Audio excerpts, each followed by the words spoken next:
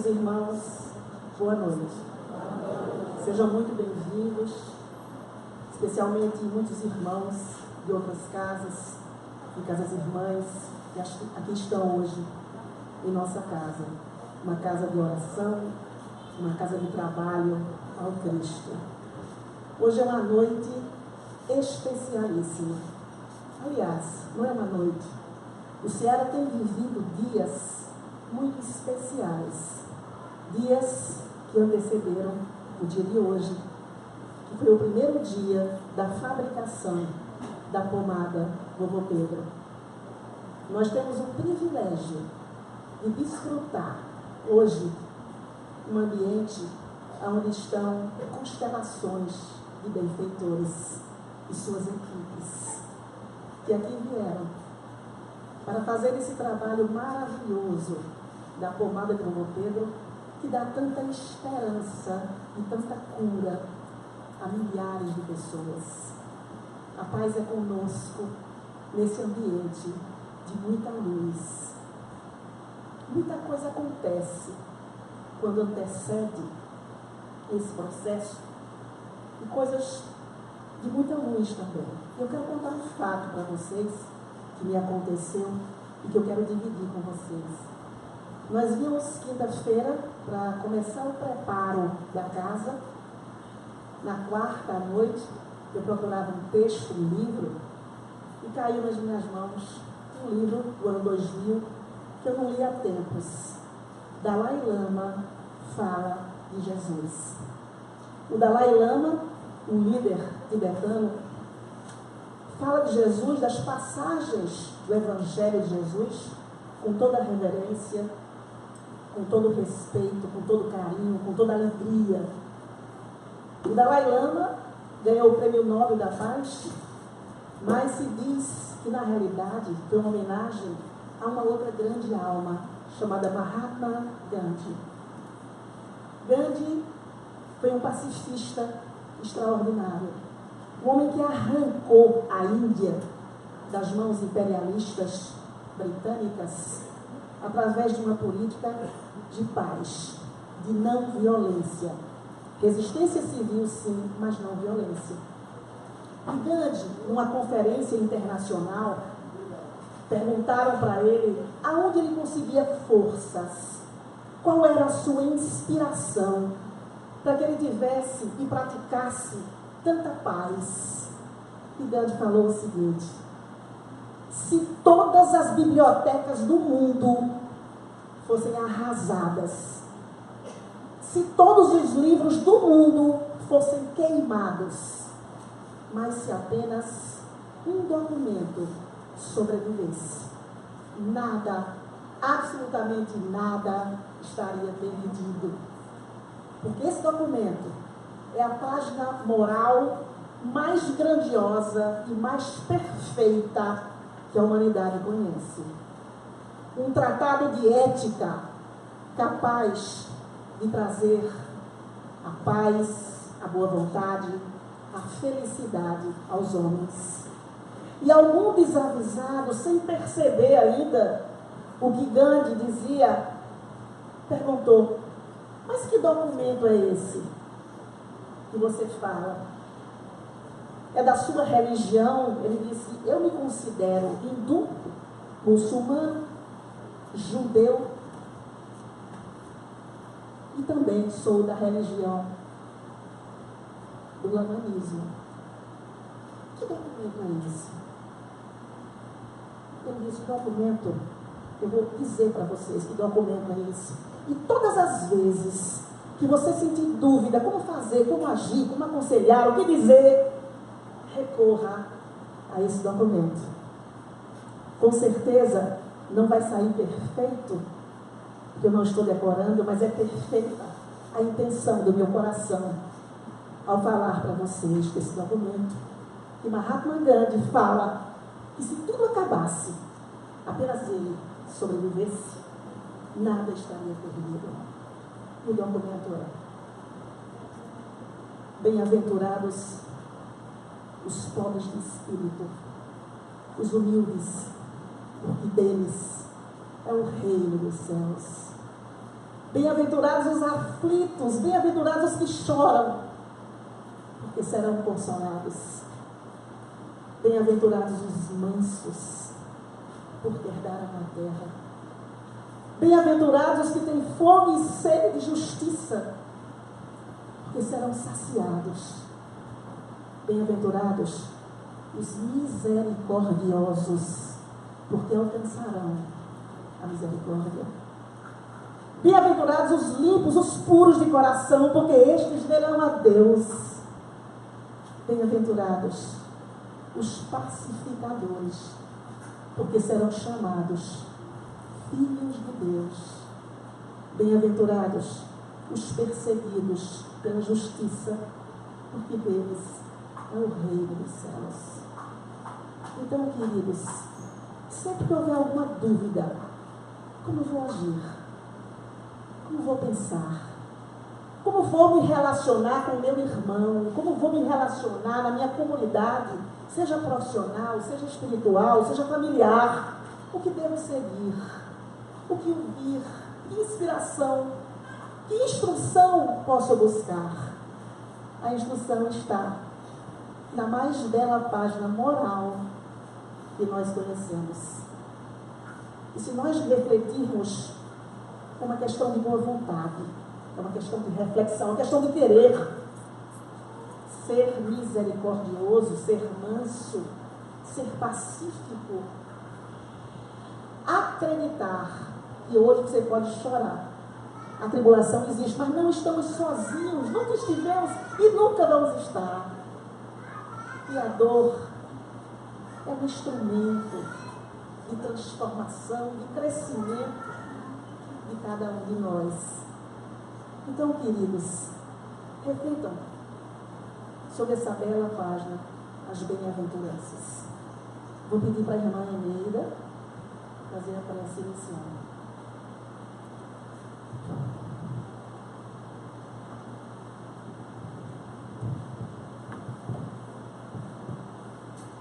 Vamos permanecer envolvidos nessa sintonia maravilhosa, sendo agraciados e beneficiados por toda a luz, por toda a energia, por toda a harmonia, por toda a paz, e totalmente receptivos pelos medicamentos que estão sendo derramados sobre cada um de nós aqui presentes, tanto os encarnados quanto os desencarnados. Os medicamentos da medicina celestial. Muito obrigada, Senhor, por tudo que nos deste. Muito obrigada por tudo que nos dás. Pelo ar, pela vida, pelo pão e também pela paz. Nos ajude hoje e sempre, para que possamos caminhar para a frente e para o alto. A servir sem olhar a quem e sem querer saber até quando, a sofrer, a progredir, sem magoar, seja quem for. Nos ajuda, Senhor, para que, seguros e apoiados nos teus evangelhos, nos teus ensinamentos de vida eterna, possamos todos sermos verdadeiramente homens e mulheres de bem. Dai-nos força e coragem, para que não venhamos a sucumbir quando as dificuldades surgirem e baterem na nossa porta. Muito obrigada, Senhor, por tudo que nos deste e pelo que nos dás. Ajuda cada um de nós, e somos todos comprometidos com as tuas leis. Que assim seja, em nome de Deus e Jesus, dos nossos anjos guardiões, dos nossos guias espirituais, que têm tanta paciência conosco, e de toda a equipe trabalhadora e abnegada desta casa de oração. Muita paz.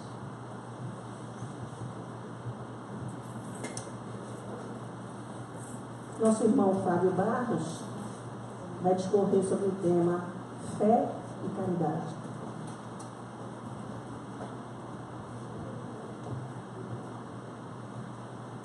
Boa noite a todos, muita paz, muita luz para todos que estão aqui, encarnados e desencarnados. O tema dessa noite, ele é algo para nós bastante comum.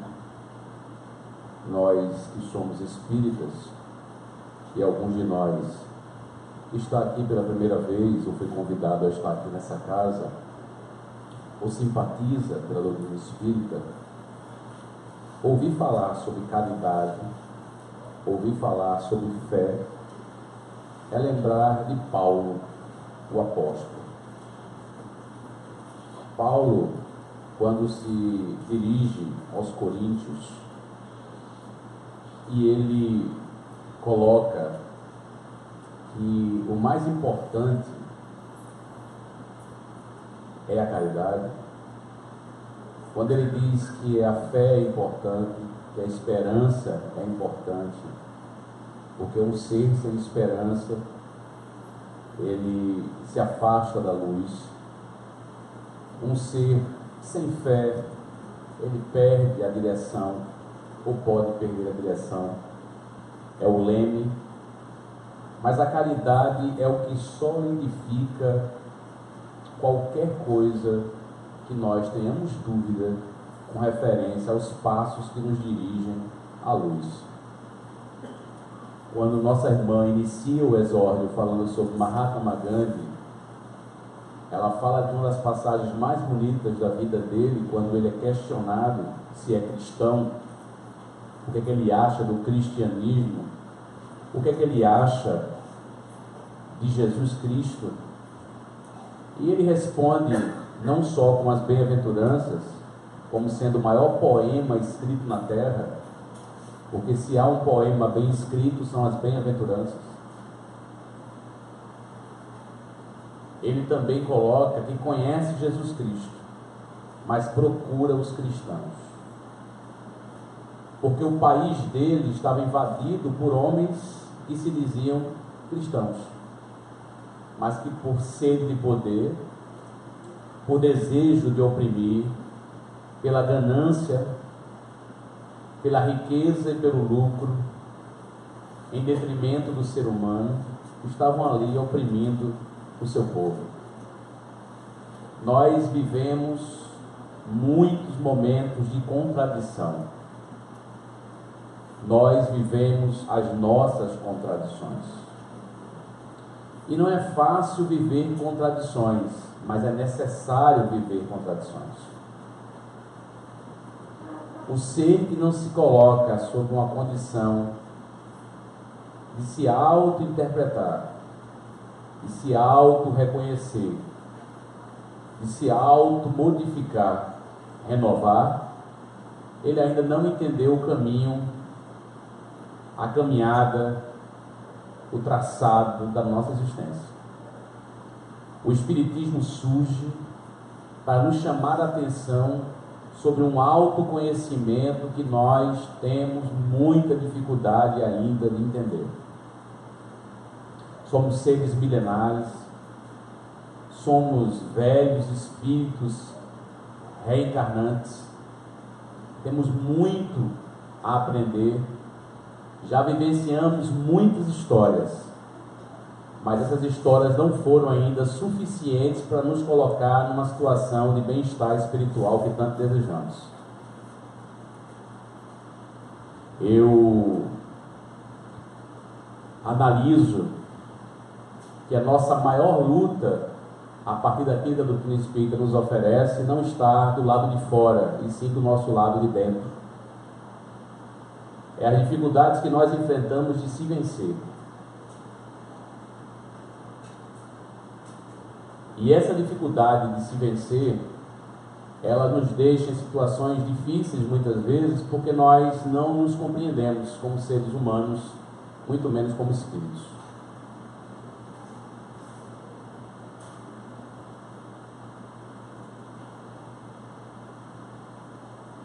Eu estou tentando concluir essa palestra, porque eu iniciei ela, na verdade eu cheguei aqui no Ceará de Deus meio que sobre uma condição física que eu não estou entendendo bem, essa condição física. E eu não vou conseguir concluir, Mara. Então, não estou fisicamente mal, estou espiritualmente bem, mas não estou conseguindo concluir. E eu acho que eu vi muita coisa já na minha história como espírita no que se refere a fenômenos mediúnicos. E hoje, nesse exato momento, eu não tenho condições de continuar essa exposição. Apesar de me sentir bem. É meio contraditório, mas não consigo conduzir o meu pensamento para um fechamento de uma exposição. Não consigo. Mas antes de terminar essa pequena parcela dessa contribuição, eu quero deixar, e eu forcei a barra para tentar identificar o que estava acontecendo. Eu queria dizer a vocês que a caridade é algo que a gente precisa não procurar do lado de fora, mas procurar do lado de dentro, como um vazio que precisa ser preenchido, como uma necessidade da alma, mas não uma necessidade do corpo. O corpo é instrumento dessa alma que precisa estabelecer novas metas. E essas metas, elas se apresentam a qualquer tempo da nossa vida. Quando menos a gente espera, elas surgem. Elas surgem na oportunidade da convivência da família. Elas surgem na necessidade das relações entre nós e a sociedade. Quando as pessoas nos procuram, é nessa hora em que a nossa possibilidade de preenchimento interior ela se torna maior. Só que nós perdemos a oportunidade quando as pessoas se aproximam de nós. Nós invertemos os nossos valores e achamos que a forma de ajudar o outro é quando nós decidimos o momento de ajudar. E não é assim que funciona. A forma como as coisas se conduzem é quando Deus oferta a cada um de nós a oportunidade do outro encontrar em nós a saída de sua própria dor.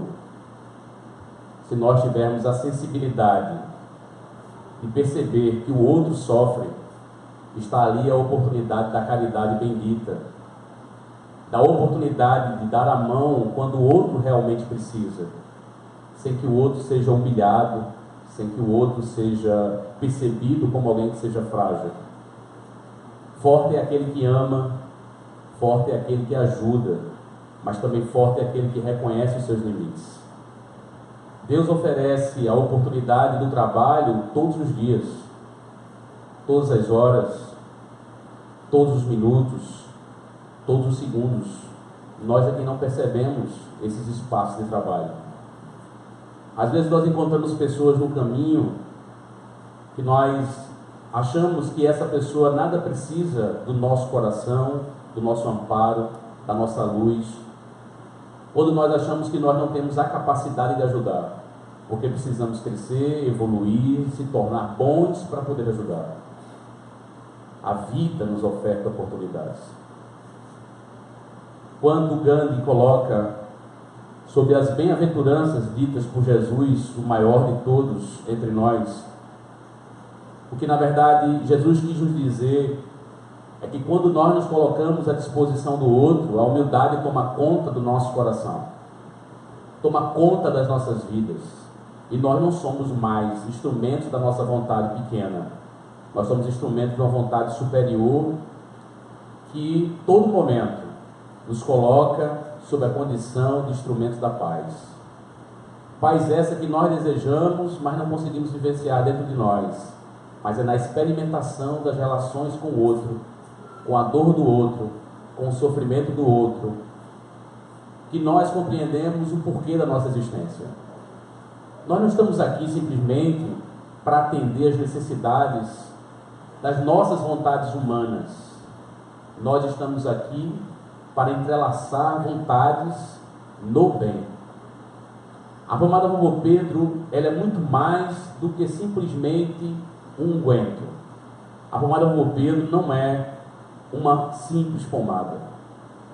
A pomada Vovô Pedro é a oportunidade de levar o bem, levar aquilo que cura, que não está simplesmente na pomada, mas na composição que nós não vemos.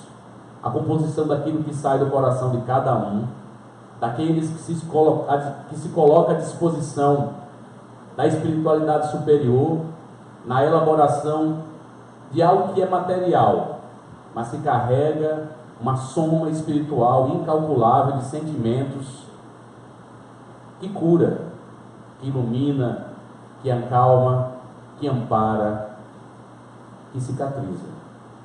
Cicatriza o corpo, manchado pelas dores que construímos em existências anteriores, mas que também magoamos nessa nova existência, mas também cicatriza dores físicas e espirituais profundas que os olhos físicos não veem.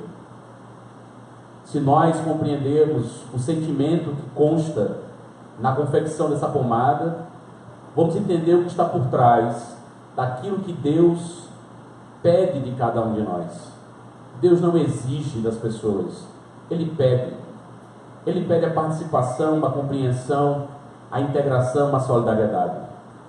Se nós compreendemos que a pomada Vovô Pedro é, antes de tudo, um grande estímulo à solidariedade, nós vamos entender o que Chico Xavier fazia naquela fila, quando entregava às pessoas moedas, simples moedas de um trocado, para que as pessoas pudessem comprar um pão, para que elas pudessem se sentir úteis, para que elas pudessem se sentir vivas, para que elas pudessem se sentir pessoas amadas, respeitadas, compreendidas. Às vezes um simples ato de caridade, por mais simples que ele seja, é resultado de muito amor, de muita boa vontade e de muita humildade. A humildade é algo que nós não podemos nos dispor dela, porque a vida nos coloca sob uma condição de sermos colocados sobre a condição de expoentes, seja expoente na vida pessoal, seja um expoente na vida familiar, seja um expoente na vida profissional. Se nós não tivermos o cuidado de lidar com essas oportunidades transitórias, oportunidades essas que simplesmente atendem às necessidades humanas, aonde o aplauso nos coloca numa condição de facilidade, nós não vamos entender o caminho reto, o caminho que nos chama, que é o caminho estreito que Jesus nos chamou a atenção. Caminho esse que nós precisamos vivenciá-lo, e que na maioria das vezes parece ser de muito sofrimento, parece ser de muita dor, mas na verdade os homens e mulheres de bem, que compreendem que esse caminho é o caminho certo, não percebem a dor dos espinhos, que às vezes a vida nos impõe, mas percebe que na verdade o sacrifício, ele é o resultado de um grande instrumento de aprendizagem para atingirmos níveis espirituais que antes nós ainda não percebíamos, antes nós ainda não compreendíamos. Que a pomada Vovô Pedro não seja para os trabalhadores simplesmente um encontro entre amigos, mas uma troca de energia que substancialmente interfere na composição dessa pomada e carrega para as pessoas o que nós temos de melhor. E falando naquilo que nós temos de melhor, por que nós não olhamos para o outro naquilo que ele tem de melhor? Caridade é entender as diferenças, não transformando em desigualdades que atrapalham, que escurecem, que levam a sombra para as relações de uma humanidade que ainda se persegue, ainda se maltrata, ainda se degradia, como se nós vivêssemos ainda naquele passado tortuoso em que Jesus tanto já nos chamava a atenção quando caminhou aqui conosco. Que nós não devemos trazer para o nosso tempo aquilo que foi passado, trazer para o futuro a nova psicologia de enxergar o outro como o outro é, sem querer que o outro seja da forma que nós desejamos que ele seja. Não podemos permitir que o nosso egoísmo tente enquadrar as pessoas dentro de uma forma, como se essa forma fosse a forma do Espírito. O Espírito tem forma porque nós somos seres reencarnantes que ainda precisamos vivenciar muito ainda do mundo material. Mas o Espírito é o ser pensante, que não tem forma, que não se limita, que não se constrói de uma forma humana, material, como muitas pessoas pensam. Nós somos o conjunto daquilo que Deus nos deu de melhor. Nós somos livres. Nós podemos decidir o nosso caminho sem que o outro interfira nele. Nós podemos seguir o nosso caminho sem que o outro nos atrapalhe, achando que o caminho correto é o caminho da destruição de um mundo onde o materialismo ainda impera. Que nós possamos, nas pequenas coisas, transformar o nosso mundo num mundo mais espiritual. Não vivendo no mundo espiritual, porque estamos encarnados, é porque precisamos vivenciar aquilo que temos aqui. Nós podemos ser o instrumento de Deus na dor alheia, para que na hora de maior sofrimento o outro também possa nos amparar. O exemplo do bem é algo que ilumina. Ilumina tanto que as pessoas podem modificar o outro, não com a palavra, mas com uma atitude. A atitude de ouvir, a atitude de abraçar, a atitude de beijar, a atitude de dizer que ama o outro. Como nós temos dificuldade em dizer que o outro é alguém importante para a gente. E simplesmente quando a morte chega, a morte física, ela impõe a cada um de nós um pensamento completamente divergente. Achamos que perdemos tempo, que não demos a atenção necessária, que não demos a oportunidade de dizer que amava. Há alguns dias atrás, eu vi uma cena diante de mim, de um rapaz evangélico, que se ajoelhou diante de uma senhora e de uma criança que estava passando fome numa calçada ao lado de uma farmácia aqui em Olinda. E eu fiquei observando como aquele rapaz tratava aquelas pessoas. E ele trouxe alimento, ele trouxe roupa, mas algo foi muito mais do que alimento e muito mais do que roupa. Ele trouxe um aperto de mão e uma oração. E eu fiquei esperando o desfecho daquilo. E o desfecho foi um abraço. Mas um abraço fraterno. Um abraço verdadeiro. Um abraço que vai muito além da comida, muito além da roupa que ali foi doada. Ali existia sentimento. Sentimento que percebe o sofrimento do outro. Nós precisamos abrir os olhos. Nós precisamos observar aqueles que caminham conosco. Nós precisamos enxergar se o outro sofre. E se sofre, o que podemos fazer por ele. Esse é o grande e mais importante mandamento nas nossas vidas. A doutrina espírita está baseada exatamente nas bem-aventuranças. Os espíritos trouxeram para Allan Kardec o exemplo de qual deveria ser o eixo de todas as nossas convicções. Das nossas convicções espirituais, das nossas convicções interiores, as convicções que ultrapassam o corpo e as vidas sucessivas, a convicção de que o outro é importante nas nossas vidas, que nós não podemos de forma nenhuma abandoná-los. Em nenhum momento nós podemos abandonar o outro. E se nós em algum momento abandonamos, por que não voltar? Por que não dar um passo atrás? Por que não voltar para o ponto onde nós falhamos? Por que não pedir perdão? Por que não voltar para o ponto onde nós deixamos para trás algo? E nós temos isso dentro da família, nós temos isso nas nossas convivências, nós temos isso nas nossas relações. E se nós não fizermos essa tarefa, quem fará por nós? Quem ficará com a responsabilidade de carregar o nosso fardo? Não podemos delegar o nosso fardo a ninguém. Então, se no seu pensamento você memoriza alguém, volte. Peça desculpa. Mas se foi ele que lhe ofendeu, peça desculpa. Peça perdão. Mas foi ele que me agrediu, peça desculpa. Volte, você pode voltar. Nós podemos voltar. Nos dizem que o passado não volta, volta. Volta pelo pensamento e volta pelas atitudes se nós tivermos humildade.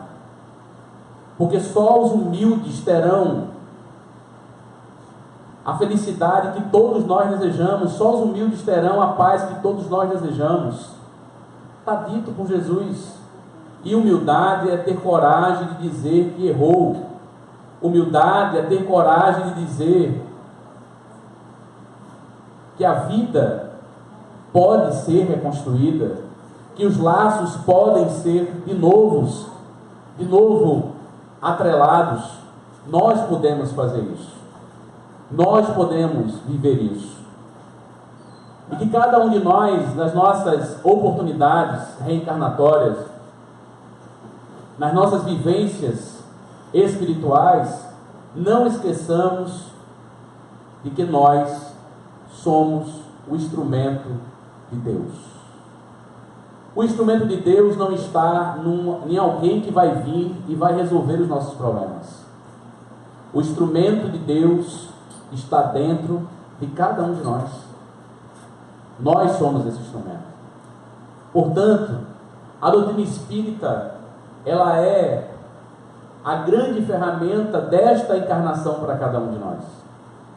Às vezes a gente fica se perguntando como, de que forma a gente pode mudar a direção da nossa vida. De fato, com este conhecimento que nos é colocado, nós podemos fazer mudanças na nossa forma mental de como entender a vida. Porque por muitos anos, nós nos fechamos a um entendimento muito pequeno do que era espiritualidade. Nós vivíamos no mundo para o mundo, mas sem percebê-lo como sendo algo em continuidade.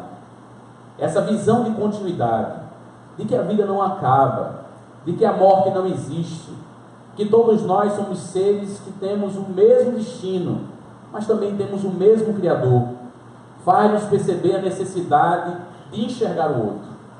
Acreditamos que a pomada do Vovô Pedro é um grande instrumento que envolve tantas pessoas, mas há um grupo de pessoas que nós não vemos, nem na fabricação, nem na distribuição, nem mesmo quando as pessoas vão à casa espírita. A pomada do Vovô Pedro chega a pessoas que nós não sabemos o endereço. E esse endereço, que nós não vamos saber, porque nós não temos noção aonde pode chegar, é o resultado de um trabalho aonde se dá sem nada exigir em troca. É assim que nós deveríamos fazer em tudo na nossa vida. Nós deveríamos fazer da nossa vida uma atitude aonde aquilo que nós fazemos pelo outro, nós não deveríamos querer saber qual o resultado disso quando se faz o bem. É aquilo dai com a mão sem que a outra veja. Esse é o grande propósito, o propósito da vida. Mas nós temos um propósito como seres encarnados. Nós temos um propósito como seres que estamos aqui na Terra. E Allan Kardec perguntou isto aos espíritos: qual a missão do espírito encarnado na Terra? Para que nós pudéssemos entender qual a nossa verdadeira missão. Se estamos aqui, é para instruir o outro, é para ajudar no seu progresso. E foi assim que a espiritualidade respondeu a Allan Kardec. A nossa grande missão é ajudar o outro a caminhar e evoluir, a se desenvolver. E como fazer isso se vivemos diante de tantas disputas? Porque nós disputamos tanto? Porque vivemos num mundo onde o material, aquilo que nos rodeia, ainda é objeto do desejo de muitos. Nós temos desejos pelas coisas materiais que nos dão conforto, ou muitas vezes, mais do que o conforto, que é algo que todos deveriam ter. As pessoas veem nas coisas materiais, nós vemos nas coisas materiais algo que pode nos fazer diferente do outro, superior ao outro. E o que Jesus, lá atrás, ainda na sua passagem pela terra, e a doutrina espírita nos oferece, é uma visão diferente do ter. Nós podemos ter as coisas, mas não podemos deixar que as coisas nos tenham. Que as coisas sejam o nosso Deus. Você não pode, nós não podemos, eu não posso, ninguém pode ter dois deuses. Nós não podemos servir a Deus e a Mamon. Nós não podemos servir ao espiritual e ao material. Mas não estou aqui dizendo que nós devemos abandonar aquilo que na vida material nos é ofertado. Mas não podemos ser escravos daquilo que é material. É essa escravidão que nos perturba. É essa escravidão que nos machuca, é essa escravidão que nos faz sofrer tanto, nos faz sofrer muito mais do que qualquer outra dor que nós possamos sentir. É a dor da necessidade de ter coisas, é a dor de ser escravo das coisas, e isso interfere muito na nossa existência. Não é fácil nos livrar disso, porque nós fomos educados para isso. O mundo ainda tem uma pedagogia do ter, e nós estamos nos adaptando a uma pedagogia do ser, daquele que se ilumina, que percebe que a vida ela é realmente temporária, que a vida física vai passar, que a vida física ela é, pela própria natureza, o exemplo de que as coisas mudam e que tem um tempo para tudo, no que se refere àquilo que é material. Nós nascemos com um potencial energético invejável. Quando nós vemos uma criança brincando, quando nós vemos uma criança se movimentando, quando nós vemos uma criança em movimento, nós chegamos a ter inveja daquela força, daquele potencial energético que está ali. É muita energia. Minha filha, quando pula, num pula-pula, eu fico cansado de ver. Eu já contei mais de 1 hora de pula-pula. Eu pensei até que aquele estava sendo uma maldade com ela. E quando ela saiu, pouco suava. E estava bem. Fisicamente bem. Nós não suportamos 10 minutos naquele pula-pula. Quando o tempo vai passando, o nosso corpo vai percebendo que o espírito é o mesmo, mas que o corpo começa a morrer. Se temos medo da morte, ela acontece todos os dias. Se temos medo de um dia ficarmos sem o corpo, nós já estamos ficando sem ele, porque todos os dias o nosso corpo diminui fisicamente.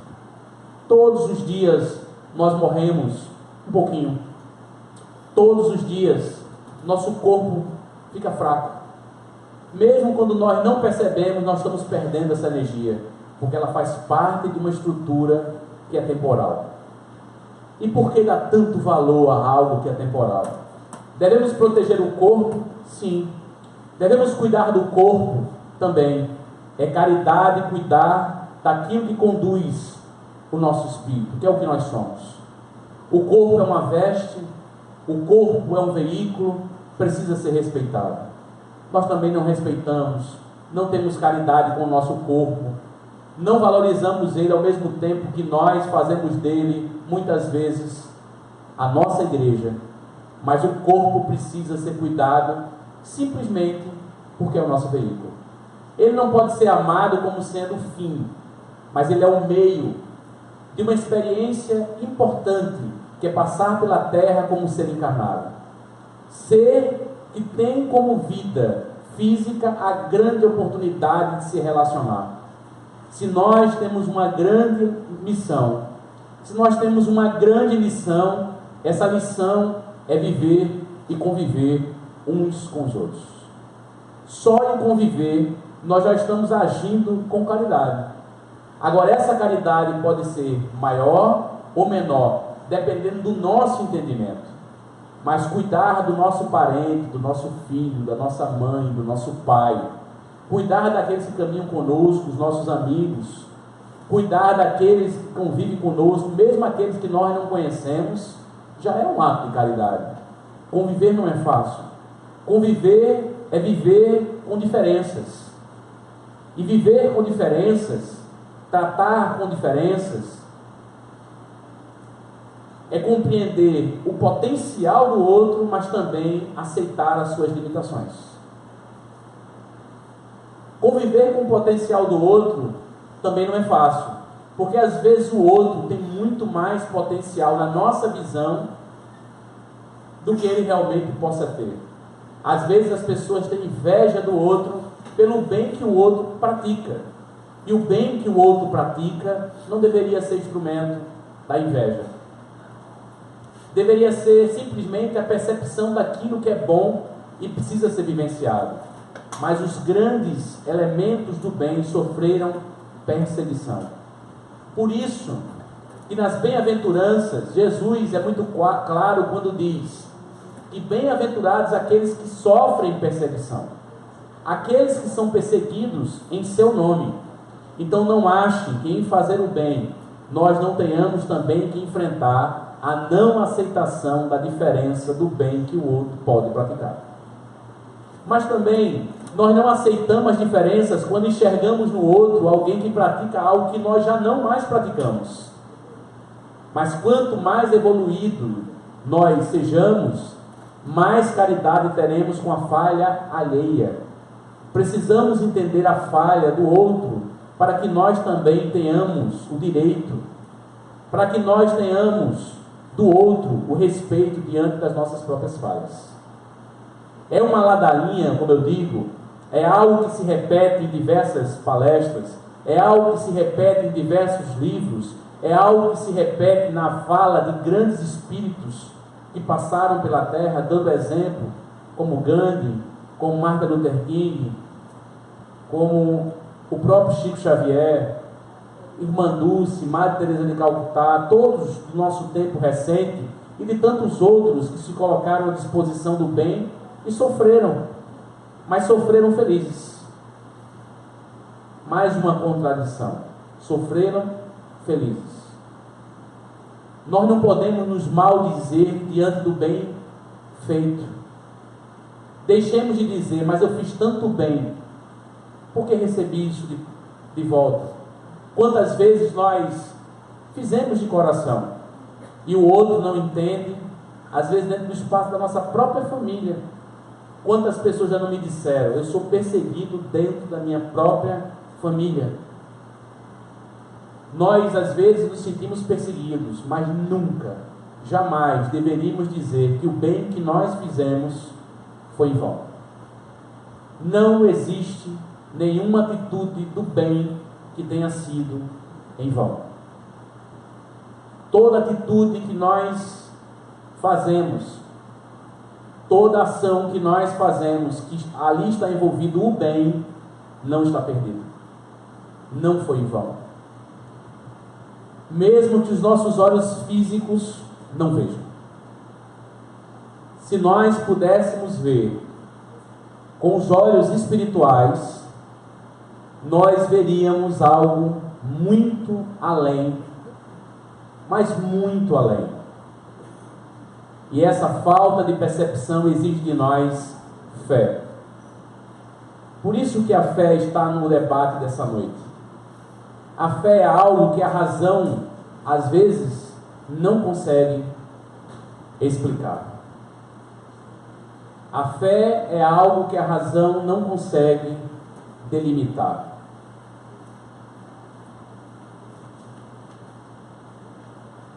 A fé é algo inexplicável. Mas a fé é algo alcançável. E para alcançar a fé, é preciso viver a caridade. É preciso vivenciar todos os dias atitudes de bondade. E Deus, que é de infinita bondade, Pai, nos dá a oportunidade de interpretar e perceber a fé. Nos oferta momentos que são inexplicáveis. Momentos em que nós achamos que nunca ninguém iria nos dar a mão. Momentos em que parecia que tudo seria impossível de ser vencido. E alguém chega até a gente, como um anjo enviado por Deus. E a gente tenta interpretar aquele anjo, que não tem asa, que não é completo como um anjo, que não é perfeito como um anjo, mas agiu como um anjo em nossas vidas. Cada pessoa carrega a sua história, e na sua história sempre tem um anjo. Pode ser que pela falta de uma percepção mais apurada, nós não enxergamos os anjos que Deus coloca em nossa vida. Porque a gente, geralmente, quando fala da lei de causa e efeito, a gente se refere às atitudes erradas que cometemos ou às atitudes que não fizemos quando podíamos fazer, quando fomos omissos. E pela lei de causa e efeito, nós lá na frente sofremos algo que nos faz perceber que deixamos algo por fazer no passado. E a dor termina sendo um instrumento de realinho, de realinhar, de reestruturar, de reposicionar. Mas quem quer sofrer? Ninguém. Ninguém veio para esse mundo só para sofrer, ou veio para esse mundo para sofrer. O resultado do sofrimento é o resultado das vivências. Mas e as coisas boas que nós fizemos? Ninguém é de todo equivocado. Todos nós temos sim parcela de coisas boas. E essas parcelas, elas vão se somando. E por que nós não falamos dos anjos que nós encontramos em nossas vidas? Por que nós não percebemos os anjos que Deus coloca em nossas vidas? Eu lembro de uma tia, já desencarnada, que por falta de educação, formação, por falta de cultura, de uma família muito pobre, muito sofrida, pela existência, pelas vicissitudes de uma existência como a nossa, no mundo de expiação e provas, pela ignorância de como a mulher é tratada, como as famílias eram constituídas, ela não sabia o que era uma menstruação. Ela não sabia que a mulher menstruava. Parece para nós algo tão simples no nosso tempo. E quando ela menstruou, ela achava que estava doente, que tinha uma doença grave, e começou a pensar que não tinha mais jeito, não tinha coragem, pela relação que tinha com a família, de dizer o que estava sentindo, o que estava sendo vivenciado. E ela pensou em suicídio. Porque se ela estava com uma doença tão grave, ela tinha que se matar, porque ela não acreditava que iria suportar sofrer uma doença tão grave. E ela seguiu para a linha do trem, em Tigipió, e ela ia se jogar de um pontilhão, que é por onde o trem passa, e era muito alto. E ela conta que antes de chegar no pontilhão, quando mais ninguém ela tinha coragem de falar e encontrou uma amiga, que de longe percebeu ela perturbada, e se aproximou e perguntou: o que está acontecendo? E ela contou o que estava acontecendo, chorando, dizendo que ia se matar. E essa amiga disse para ela: minha filha era mais velha, contou para ela que aquilo que ela estava vivenciando era algo tão natural, tão normal, que não tinha nada a ver com uma doença grave. Parece uma coisa boba, não é? Mas amar o outro é instruir e ajudá-lo no seu progresso. Está lá no livro dos Espíritos. Então nós temos o dever de ajudar o outro, individualmente, coletivamente. Nós temos responsabilidades. E ela não se matou porque encontrou essa outra, que no caminho lhe contou algo que ela não sabia. Quem colocou aquela pessoa no caminho? O acaso? Não foi o acaso. O acaso não existe, mesmo que a nossa racionalidade exija a sua presença. Não há uma folha seca que caia de uma árvore no momento exato sem que Deus assim permita. A dimensão de Deus é algo inimaginável para a nossa compreensão humana. Mas uma coisa nós sabemos: Deus é de profundo amor, mesmo quando nós não o compreendemos. Nada na nossa vida acontece por acaso. Ninguém cruza o nosso caminho sem que haja uma razão. O maior problema que nós enfrentamos é interpretar qual a relação que nós teremos com esse ser que cruza o nosso caminho. Essa é a nossa maior confusão. Porque nós teremos que nos reencontrar. Nós teremos que nos rever. nós teremos que encontrar aquele que no caminho ou deixamos de fazer algo, ou fizemos algo de errado, ou fizemos algo de muito bom. Porque os reencontros, eles são feitos para sempre apertar os laços. Mesmo que a gente não compreenda, nós estamos no caminho do outro. Nós vamos nos encontrar. E essa força é tão grande, ela é tão intensa, que às vezes nós vivenciamos cenas que também, para nossa razão humana, é de nos deixar bastante perturbados.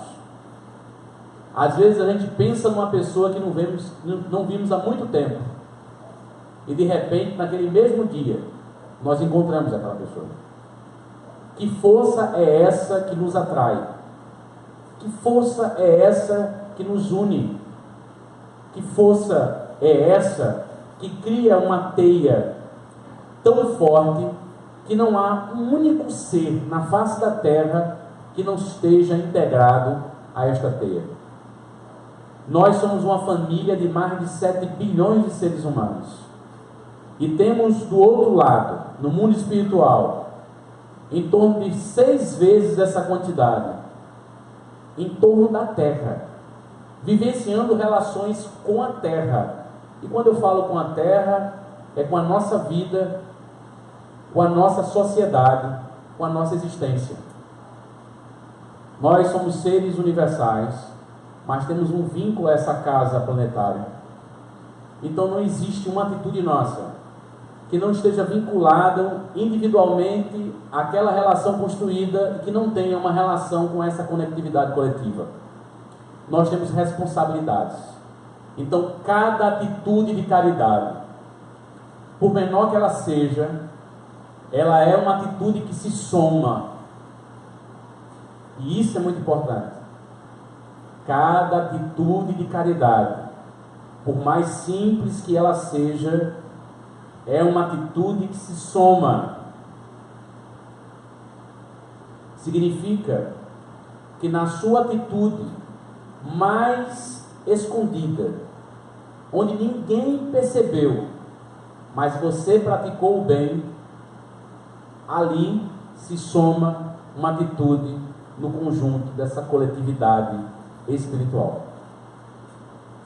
Parece pouco, mas se nós pararmos para pensar que o oceano é algo imensurável para cada um de nós, na sua dimensão, como sendo um exemplo para que a gente perceba a importância desse corpo de água, mas não existe um oceano sem que cada gota desse oceano o componha.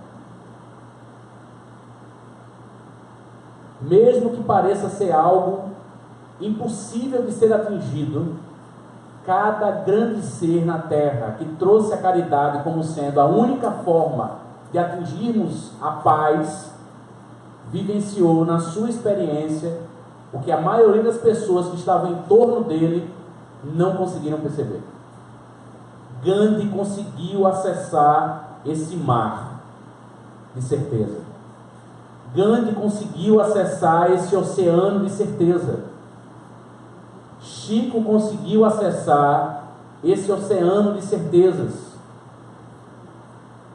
Madre Teresa de Calcutá conseguiu acessar esse oceano de certezas. E nós somos gotas desse oceano também, que precisamos acessar a certeza de que o que nós estamos fazendo lá, calados, simplesmente fazendo a nossa parte, também acessa esse oceano de certezas. Nós somos mentes, não somos corpos. Quando nós pensamos em alguém, nós nos interligamos a essa pessoa. Quando nós pensamos na humanidade, nós nos interligamos a essa coletividade. Quando nós pensamos na espiritualidade, nós nos interligamos a ela. E quantas vezes os Espíritos nos provam isso? Quantas vezes os Espíritos nos reafirmam isso? A reafirmação de que nós somos seres interligados, que o nosso pensamento tem força, que a prece chega a locais aonde o nosso corpo não pode chegar. Por isso que quando nós pensamos em alguém, muitas vezes essa pessoa nos liga. Quantas vezes esse fenômeno já não aconteceu nesse planeta e a gente acha que é o acaso? O acaso não existe. Vamos cuidar do nosso pensamento, vamos direcionar as nossas atitudes, vamos aproveitar esta reencarnação para fazermos o máximo numa atitude simples de cuidar do outro, de cuidar das pessoas. A nossa missão é cuidar das pessoas, não cuidar dos espíritos. Jesus nos disse que nós deveríamos cuidar um dos outros, que deveríamos nos amar como Ele nos ensinou. E nós seríamos reconhecidos por esse amor. Nós seríamos reconhecidos por muito se amar. Deixai que os mortos cuidem dos mortos e que os vivos cuidem dos vivos. A nossa existência tem uma razão. Não se sinta inútil, não se sinta fraco, não se sinta incapaz. Você tem luz, e essa luz pode, deve, irá brilhar. Nós precisamos aceitar que somos seres que podemos fazer, que podemos realizar. Não vamos desejar o que o outro realiza, vamos definir o que nós podemos fazer. Atitudes simples. Não são atitudes grandiosas que nos fazem melhor, são atitudes simples. E as atitudes simples estão marcadas por um comportamento que nós precisamos exercitar: humildade. Nós precisamos fazer o bem sem dizer que fizemos. Nós precisamos fazer o bem sem que os outros percebam. E se os outros perceberem, devemos ficar em silêncio. Devemos fazer mais. Abrir os olhos, os ouvidos. Nós deveríamos abrir os olhos como os cegos. Os cegos conseguem abrir os olhos e nós não conseguimos. Nós devemos observar os cegos. Eles vão nos ensinar como abrir os olhos físicos, porque nós não conseguimos ver o que os cegos conseguem ver. Porque eles percebem o movimento, eles percebem o detalhe, eles percebem e precisam perceber o outro, senão eles não conseguem caminhar. Nós somos muito mais cegos do que os cegos são, porque os nossos olhos nos traem. Os nossos olhos nos traem porque o nosso coração não está nos olhos. O nosso sentimento não está nos olhos. O nosso melhor sentimento não está nos nossos olhos físicos. Nós precisamos ouvir como surdos, porque perderam a audição e conseguem ouvir muito melhor do que nós. Nós somos traídos por uma audição que nos engana, porque nós só queremos ouvir o que nos interessa e selecionamos a nossa audição. Nós precisamos ouvir como os surdos ouvem. Os surdos são humildes, pelo menos na capacidade de ouvir. Eles precisam ver de outra forma, enxergar de outra forma e ouvir de outra forma. Eles precisam olhar para os lábios, porque a única forma deles ouvirem o outro e poderem sobreviver nessa vida é enxergar o outro com mais precisão. E nessa precisão eles escutam mais do que nós ouvimos os outros, e nós temos ouvidos para ouvir. Precisamos ter mais tempo para as pessoas, mesmo que esse tempo seja pequeno, mas quando estiver com uma pessoa, observe-a, Perceba. Às vezes nós estamos do lado do outro, isso acontece comigo, e eu não vejo o outro, eu não escuto o outro, eu não percebo o outro. Isto é falta de caridade. Vamos fazer esse primeiro exercício? Vamos tentar ouvir de fato o outro. Quando alguém falar com você, pare. Joga o celular do lado. Ponha no bolso. Escute o que o outro está lhe dizendo. Quando o outro acenar para você, observe o que ele está querendo dizer com aquele aceno. O aceno pode ser de paz, mas o aceno pode ser de um grande amigo que apenas acena para você. E você precisa acenar para ele, retribuindo, porque retribuir, como disse Francisco de Assis, é a grande caridade, é retribuir. Nem sempre é retribuir o que o outro lhe dá, porque às vezes nós vamos retribuir a alguém que não vai nos dar, mas é retribuir aquilo que alguém já nos deu, ou alguém vai nos dar, porque é dando que se recebe. Então nós precisamos, nesse nosso tempo, se temos que fazer algo como instrumento e exercício da caridade, é ver o outro, ouvir o outro, sentir o outro. É o grande exercício da caridade. Daí todas as outras formas de caridade irão surgir, para que o outro deixe de ser invisível nas nossas vidas. Isso é em casa, é no trabalho, é na vida, é quando alguém te fere e você chama de inimigo. Observe o inimigo, olhe para o inimigo, não baixe a vista para ele com ódio. Escute aquele que lhe persegue, que se diz ser seu inimigo. E se nós pudermos ouvir e ver de verdade, enxergando e ouvindo o outro, percebendo o outro como os cegos e como os surdos, que precisamos ser até aqueles que nos perseguem, nós vamos enxergar algo que ele tem de melhor. Não é uma filosofia vazia, é a filosofia de Jesus, é a pedagogia do Mestre Jesus, que se repete a cada existência, com cada oportunidade.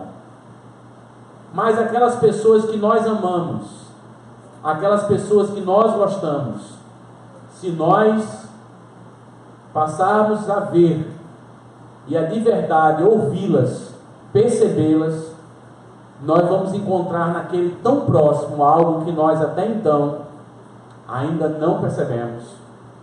E toda essa atitude de perceber o outro é o primeiro passo para uma vida de profundo respeito ao outro, que nós podemos chamar de caridade.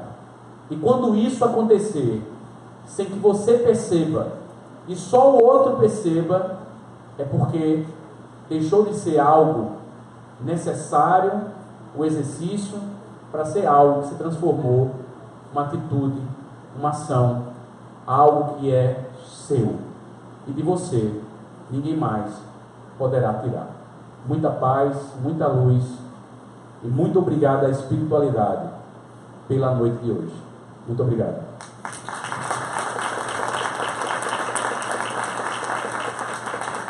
Quando nós iniciávamos essa conversa hoje, eu falava de Gandhi e Fábio falou, se fala de caridade, então tem que se falar de Paulo. Paulo percorreu 16 mil quilômetros a pé, sob as mais terríveis condições. A grande notícia é que nós não precisamos percorrer 16 mil quilômetros a pé, porque a caridade está conosco. A caridade é uma flor, é uma rosa no caráter daquele que se diz seguidor de Cristo. A caridade pode ser feita de mil maneiras. Não vamos ter preguiça de amar o outro, preguiça de fazer caridade, porque é o que eu vejo muitas vezes. As pessoas até amam, as pessoas até querem fazer alguma coisa, mas dá trabalho. Dê um pouco do seu tempo ao outro. É o maior presente que você pode dar a alguém, é dar o seu tempo, um pouco de dedicação, benevolência. Seja bom, seja gentil, trate os outros bem, seja indulgente, se coloque no lugar do outro. É uma grande caridade antes de você julgar. E, sobretudo, perdoe. Perdoe os outros, mas perdoe a você próprio, que às vezes isso é uma grande prisão. Madalena, por favor.